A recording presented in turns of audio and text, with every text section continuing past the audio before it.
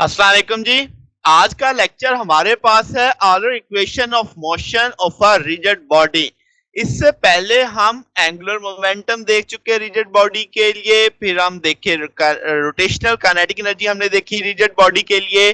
तो आज हमारे पास इक्वेशन ऑफ मोशन हम देखेंगे रिजिड बॉडी की, जो कि ऑलर इक्वेशन ऑफ मोशन कहलाएंगी। अब आप देखो कि जो रोटेशन है रिजिड बॉडी की, वो बिल्कुल वैसे ही है जैसे हम न्यूटन के सेकंड लॉ की मदद से रोटेशन को समझें।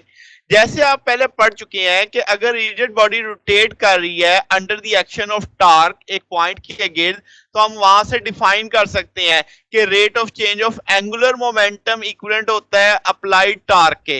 ये बिल्कुल आपने ऐसे ही पढ़ा हुआ है। Rate of change of total linear momentum equivalent होता है अप्लाइड फोर्स के। Rate of change of momentum equivalent होता है अप्लाइड फोर्स के। तो अब हम चूंकि रोटेशन में है तो हम कहेंगे rate of change of total angular momentum equivalent होगा अप्लाइड टार्क के। ठीक है, तो अब लेट्स से हम कह सकते हैं कि एक रोटेशनल मोशन है रिजिड बॉडी की, जिसे हमने इनर्शियल फ्रेम ऑफ रेफरेंस में देख रहे हैं, जो फिक्स्ड है, यानी उसके लिहाज से हम इसे देख रहे हैं।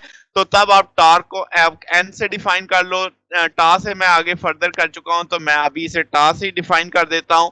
तो आपके पास ये टॉर्क की इक्वेशन आ गई कि अप्लाइड टॉर्क जो आपके पास इक्वेशन में बनेगा वो कितना होगा, किसी एक fixed inertial frame of reference के लिहाज से dl ओवर dt आप कहेंगे। ठीक है, अब अगर कहूं कि मैं बॉडी कोऑर्डिनेट सिस्टम रोटेट कर रहा है, उसकी एंगुलर वेलोसिटी ओमेगा है। ठीक है, तो आप जो आपके पास फिक्स फ्रेम है उसको रिलेट कैसे करोगे कि रोटेटिंग फ्रेम ऑफ रेफरेंस के साथ। ठीक है, तो एक ऑपरेटर हमारे पास है D by D T fix बराबर होगा partial by partial T into rotation plus omega cross L, आगे जो आपका पैरामीटर आएगा।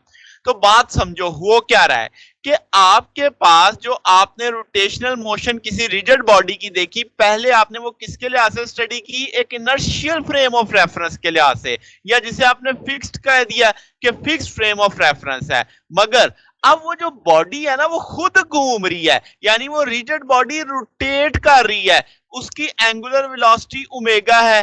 तो अब वो जो आपका फिक्स्ड फ्रेम के लिहाज से आपके पास रीडिंग आ रही थी, आप उसे रिलेट करोगे कि रोटेटिंग फ्रेम ऑफ रेफरेंस जो उसका बनेगा, यानी वो जो बॉडी रोटेट कर रही है अलग फ्रेम ऑफ रेफरेंस के लिहाज से आप उसे देख रहे हैं, जिसे आपने रोटेटिंग फ्रेम ऑफ रेफरेंस का है। तो उनको आपस में बाहमी ताल्लुक आप कैसे करोगे, तो D by D T fix बराबर है partial over partial T rotation omega L. चूंकि अब आप एंगुलर मोमेंटम देख रहे हो तो आप कहोगे D L over D T fix में partial L over partial T rotation plus omega cross L. अब ये जो चीज ब्रैकेट में लिखी हुई है इसे तो आप टा बोल चुके हैं, यानी टार्क अप्लाइड टार्क के बराबर कह चुके हो। ठीक है, तो अब आपके पास जो फ्रेम ऑफ रेफरेंस आपने फिक्स किया है उसे हम बोलेंगे बॉडी फ्रेम ऑफ रेफरेंस। ठीक है, यानी कि ये जो रोटेटिंग फ्रेम ऑफ रेफरेंस है ये आपने देखा किसके अंदर, जो उसके पास जो जिसके अंदर वो रोटेट कर रहा है उसे हम बॉडी फ्रेम ऑफ रेफरेंस कहेंगे। तो हम इसके जो सबस्क्रिप्ट है वो ड्रॉप कर देते हैं, इसे इन जनरल लिख देते हैं कि ये टा आ जाएगा, पार्शियल एल वो पार्शियल टी लिख देंगे प्लस ओमेगा क्रॉस एल लिख देंगे, यानी जो सबस्क्रिप्ट है ये खत्म हो जाएगा, ये तो टार्क अप्लाइड टार्क के बराबर आ जाएगा। तो इस तरीके से इक्वेशन नंबर 1 बन गई, जो सबसे इंपॉर्टेंट इक्वेशन है। अब इस इक्वेशन में मुझे तीन चीजें चाहिए। मुझे पार्शियल एल वो पार्शियल टी चाहिए कि वक्त के साथ जो एंगुलर मोमेंटम में बदलाव आएगा, omega angular velocity, L angular momentum. तो जनाब अब आपके पास क्या है कि अगर हम कहें कि प्रिंसिपल एक्सिस का केस आ गया है, कि यानी आपके पास जो बॉडी सेट ऑफ एक्सिस था वो आप उसको किसके लिहाज से देख रहे हैं, प्रिंसिपल एक्सिस के लिहाज से। तो आपके पास जो principle of movement of inertia होगा I1 I2 I3, ये तो कांस्टेंट होगा, ये तो नहीं बदलेगा। हमने यही पढ़ा हुआ है कि जब आपके किसी बॉडी सेट ऑफ एक्सिस कंसाइड कर जाते हैं किसके साथ, प्रिंसिपल एक्सिस के साथ, तो तब वहां पे आपका जो बचता है वो क्या होता है, प्रिंसिपल मूवमेंट ऑफ इनर्शिया वो कांस्टेंट होता है उस बॉडी फ्रेम ऑफ रेफरेंस के लिहाज से। ठीक है, तो अब एंगुलर मोमेंटम L आप लिख सकते हैं I1 omega 1, I unit vector आ जाएगा I2 omega 2 J unit vector plus I3 omega 3 के यूनिट वेक्टर। ओमेगा भी आप इसी रेफरेंस से लिख सकते हैं, ओमेगा 1 आई ओमेगा 2 जे ओमेगा 3 के। आप जानते हैं कि ओमेगा 1 ओमेगा 2 क्या है, अलोंग प्रिंसिपल एक्सिस, यानी एंगुलर वेलोसिटी के साथ तो पूरी बॉडी रोटेट कर रही थी ना। अब वो जो बॉडी रोटेट कर रही है तो प्रिंसिपल एक्सिस के लिहाज से उसके जो कंपोनेंट बनेंगे वो ओमेगा 1 ओमेगा 2 ओमेगा 3 होंगे। तो अब अगर आप कहेंगे इस लिहाज से कि जनाब आई तो कांस्टेंट है, I1 I2 I3 कांस्टेंट है, अगर आप L को रेशियो आप डिफरेंशिएट करते हो T के लिहाज से तो I में तो चेंज नहीं आएगी, I1 I2 I3 तो कांस्टेंट रहेंगे। तो इसका मतलब एंगुलर वेलोसिटी में बदलाव आएगा जब वो घूमेगी। तो अब आप dl ओवर dt करोगे तो I1 I2 I3 कांस्टेंट का रूप लेंगे, ओमेगा 1 का डेरिवेटिव आएगा, ओमेगा 2 का डेरिवेटिव आएगा, ओमेगा 3 का डेरिवेटिव आएगा। बात समझ आ गई? तो इक्वेशन 4 बन गई। अब ये जो इक्वेशन 2, 3 और 4 है, इन तीनों की वैल्यूज मैं इक्वेशन 1 में प्लेस कर सकता हूं। पार्शियल एल व पार्शियल टी, ओमेगा और एल, ये वैल्यूज मैंने यहाँ पे प्लेस कर दी। अब जरा हमने एक चीज जो समझनी है कि एंगुलर मोमेंटम जो आपके पास, अगर आप यहां से देखो तो 9 फैक्टर बनेंगे ना अब आपके। तो आप कहेंगे कि हम ये यहाँ पे कहेंगे कि हमारा जो एंगुलर मोमेंटम है वो ये एक्सप्रेशन शॉर्ट हो जाएगा। क्यों? क्योंकि अगर हम कहें कि बॉडी फ्रेम ऑफ रेफरेंस कंसाइड कर गया प्रिंसिपल एक्सिस ऑफ बॉडी के साथ, ये बात मैंने अभी पहले भी बोली कि जब आपका body frame of reference principal axis के साथ आपके साथ कंसाइड करता है तो जो प्रोडक्ट ऑफ इनर्शिया वाले फैक्टर होते हैं 6 वो कट जाते हैं, वो वैनिश हो जाते हैं, बाकी सिर्फ मूवमेंट ऑफ इनर्शिया वाले फैक्टर बचते हैं।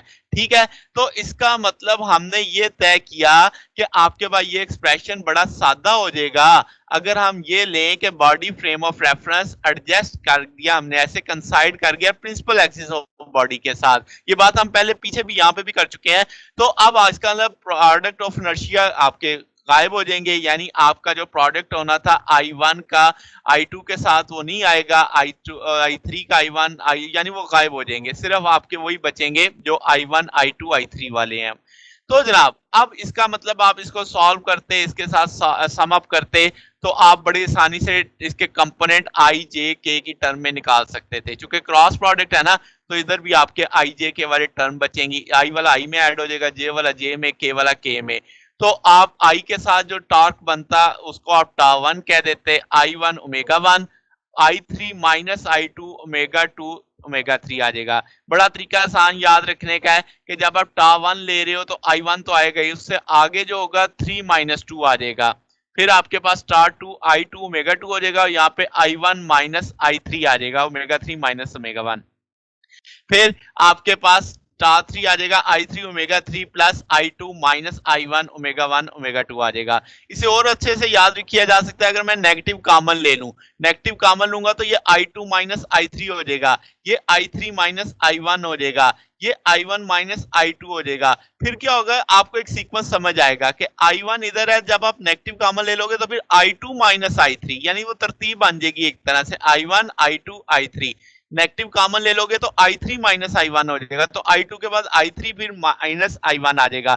मगर चूंकि हमारे आगे जब प्रॉब्लम्स में आएंगे तो इस तरीके से हमने सॉल्व करना है, मैंने इसलिए इसको ऐसे लिखा रहने दिया, मैं कहा वैसे बोल देता हूँ। ठीक है, तो ये जो इक्वेशंस बनी है ये आपके पास कहलाती हैं आलर इक्वेशन ऑफ मोशन। अब इसमें जो चीजें प्रॉब्लम के लिहाज से याद रखने की हैं कि अगर रिजिड बॉडी को हम कहें कि कंस्ट्रेन है कि उसे एक पॉइंट पे फिक्स किया गया है, तो वो जो पॉइंट है जिस पॉइंट पे फिक्स किया वही आप उसका ओरिजिन ले लेंगे। ठीक है, और अगर बॉडी कंस्ट्रेन नहीं है, फ्रीली मूव कर रही है, तो जो फिर सेंटर ऑफ मास है वो उसका ओरिजिन बन जाएगा बॉडी फ्रेम ऑफ रेफरेंस का। ठीक है, जिसके लिहाज से वहीं पे फिर आप प्रिंसिपल एक्सिस उसी ओरिजिन पे रखेंगे जिसको कंसाइड करेंगे उसके साथ।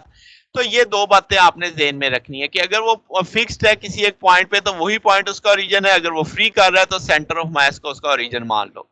फिर आपके पास जो टॉर्क के कंपोनेंट आपने देखा टा1 टा2 टा3, आप कहेंगे कि एंगुलर वेलोसिटी, ये आपने कहा है कि ये आपने किसके एक्सिस के लॉन्ग लिए, बॉडी फ्रेम ऑफ रेफरेंस के, और हम पीछे तय कर चुके हैं कि बॉडी फ्रेम ऑफ रेफरेंस कंसाइड करेगा किसके साथ, प्रिंसिपल एक्सिस के साथ। तो यही बात मैंने लिखी, जो कंसाइड करेगा प्रिंसिपल एक्सिस के साथ एट ओरिजिन। ठीक होगी बात? तो ये भी आपको समझ आ गई कि टॉर्क और एंगुलर वेलोसिटी जो है उसके जो आपने लिया है उसकी डायरेक्शन अलोंग आपने लिया बॉडी फ्रेम ऑफ रेफरेंस।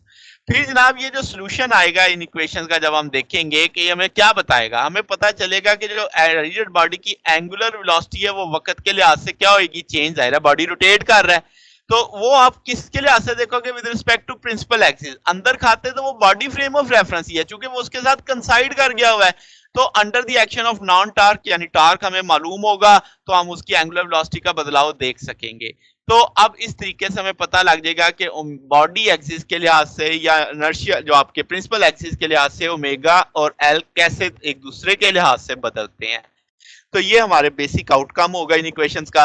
तो ये जनाब आज का हमारा टॉपिक था। अगर आपको इसमें कोई बात पूछनी हो, कोई डाउट हो तो नीचे कमेंट्स में पूछ सकते हैं। वीडियो अच्छी लगी हो तो वीडियो को लाइक कीजिएगा, दोस्तों के साथ शेयर कीजिएगा, चैनल को भी सब्सक्राइब कर दीजिएगा। अब तक के लिए इतना ही, बाकी इंशाल्लाह फिर नेक्स्ट देखेंगे। ओके, अल्लाह हाफिज।